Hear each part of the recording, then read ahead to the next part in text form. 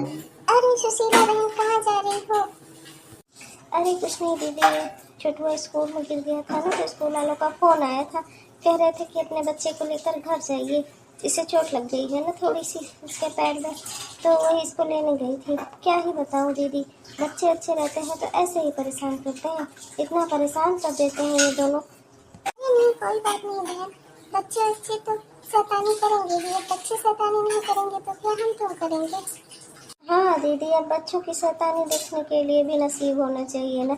मैं तो सोचती हूँ चलो कैसे भी हैं तो सही, कम से कम इनकी शैतानी देखकर घर में खुशहाली तो रहती है, घर पूरा हरा भरा लगता है।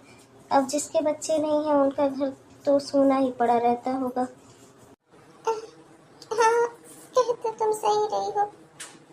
अच्छा दीदी, चलती हूँ, एक और वाला भी स्कूल से आ गया होगा ना, तो उसके लिए भी घर पे खाना वाना बनाना है। चलो। अच्छा ठीक है।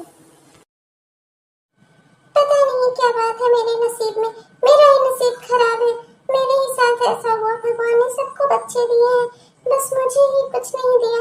मेरी ही गोद सुनी है, मेरी ही आंखें तरस रही हैं, मेरे ही कान तरस रहे हैं बच्चों की आवाज सुनने को।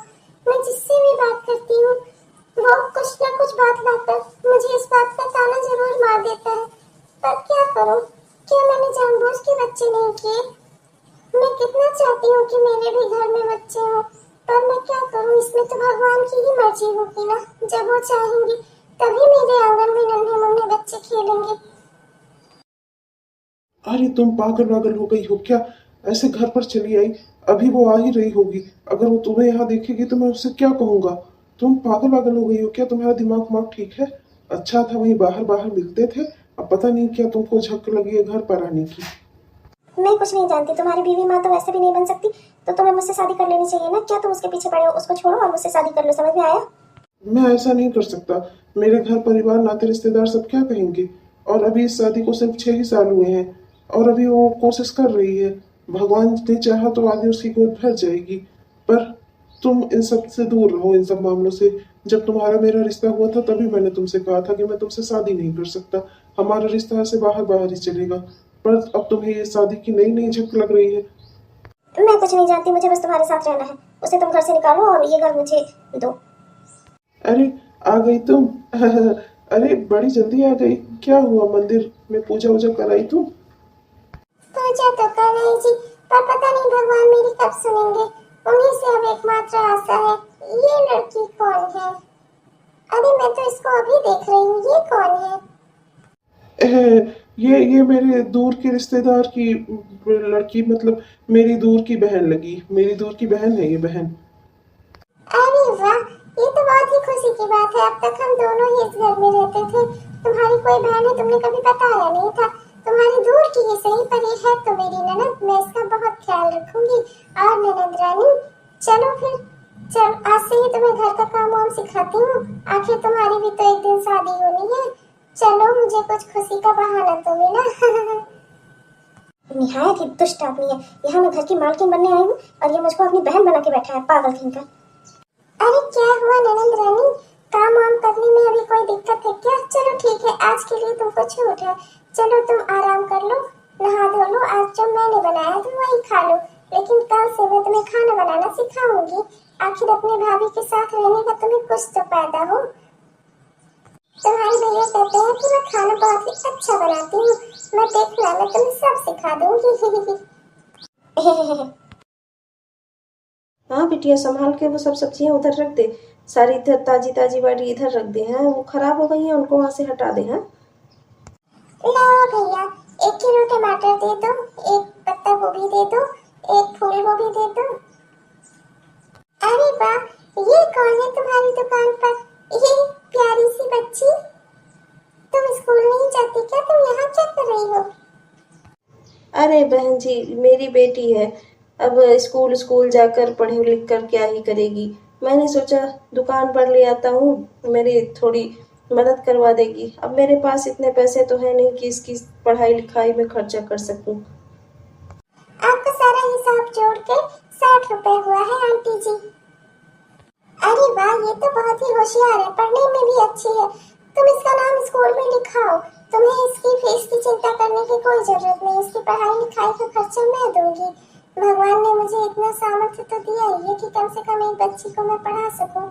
मैं इसे जरूर पढ़ाऊंगी, ये पढ़ने में बहुत ही होशियार है। तुम कल ही इसका किसी अच्छे स्कूल में एडमिशन कराओ, और अगर ना करवा सको तो मुझे बताओ, मैं इसका किसी अच्छे स्कूल में एडमिशन करवाऊंगी। मैं भी स्कूल जाऊंगी आंटी। Thank you aunty. अरे बहुत बहुत मेहरबानी बहन जी, अब आप इतना कह रही हो तो मैं कल ही इसका किसी अच्छे स्कूल में दाखिला करवाता हूँ। हाँ बिटिया, खूब मन लगा कर पढ़ना और खूब अच्छे से सारी डिग्री हासिल करना, कुछ बन कर दिखाना अपनी आंटी को। ये लो चाय पी लो।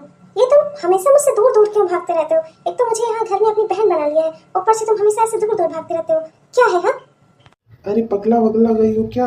अरे घर में अभी वो है, अभी अभी सब्जी उब्जी लेकर आई है, सब घर में अभी रख उठा रही है, इधर से उधर दौड़ रही है, और तुम हो कि दूर रहो मुझसे। नहीं, मैंने चाय बनाई है, लो मेरी बनाई चाय पियो। और ये दूर दूर रहने का नाटक मुझसे अब नहीं होगा, समझे? तुम अपनी बीवी को सच्चाई बता रहे हो या मैं उसे बताऊं? हे भगवान, पगला वगला गई हो क्या? अरे अपना काम करो ना, एक तो इस घर में रह रही हो, तुम्हारे लिए इतना कम है क्या? क्यों चाहती हो कि वो तुम्हारे सर के बाल पकड़ के तुम्हें इस घर से घसीट घसीट के बाहर निकाले? मैं भी कुछ नहीं कर पाऊंगा, ये घर उसके नाम पे है, समझ में आया तुम्हें?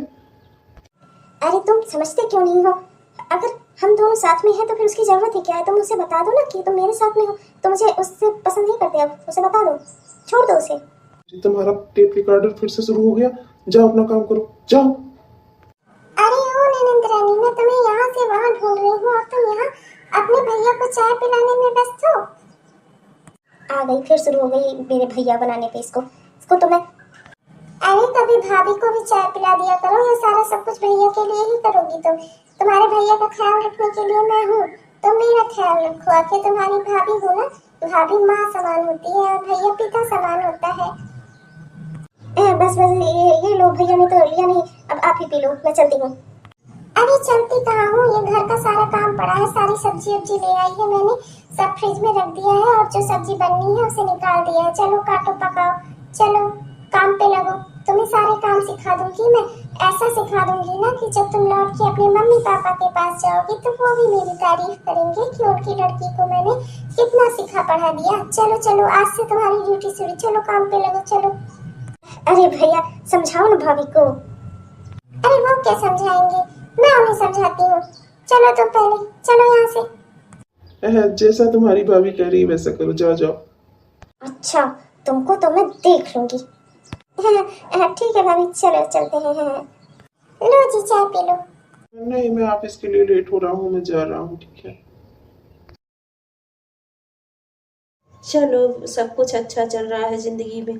बिटिया दूसरी कक्षा में गई, अच्छे नंबर से पास हो गई, पढ़ने लिखने में तो बहुत मन लग रहा है उसका, कितनी खुश रहती है आजकल।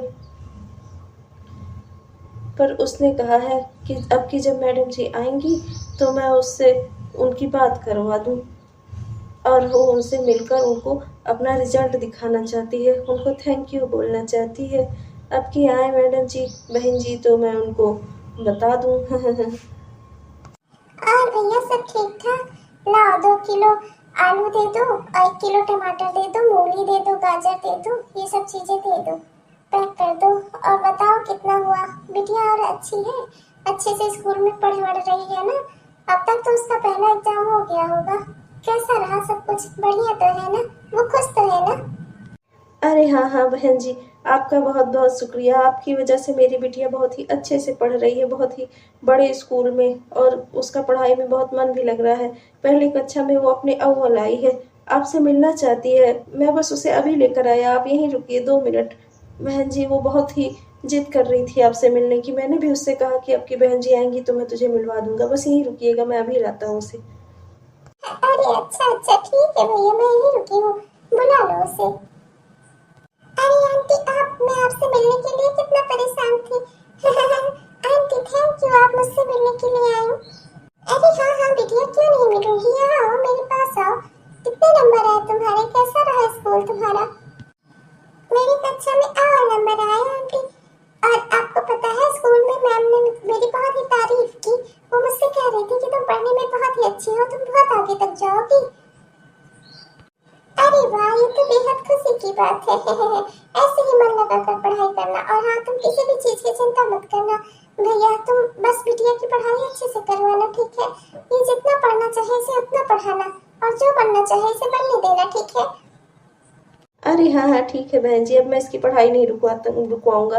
मैंने इसे दुकान पर भी बैठाना बंद कर दिया। मैं दुकान का काम अकेले देख लूंगा, ये मन लगा कर अपनी पढ़ाई करे हैं, और आपका और अपना और मेरा और अपने परिवार का सबका नाम रोशन करे, सबका मान रखे। हाँ बेटा, तुम पे कोई जोर जबरदस्ती नहीं है और ना ही तुम पे कोई प्रेशर है। तुम मन लगाकर अच्छे से पढ़ाई करना और खूब अच्छे नंबर लाना। जितना तुम्हारा मन लगे तुम उतना पढ़ना, और जो तुम्हारा बनने का मन करे तुम वो बनना। हाँ ठीक है आंटी, थैंक यू। अच्छा भैया, मैं चलती हूँ, फिर आऊंगी।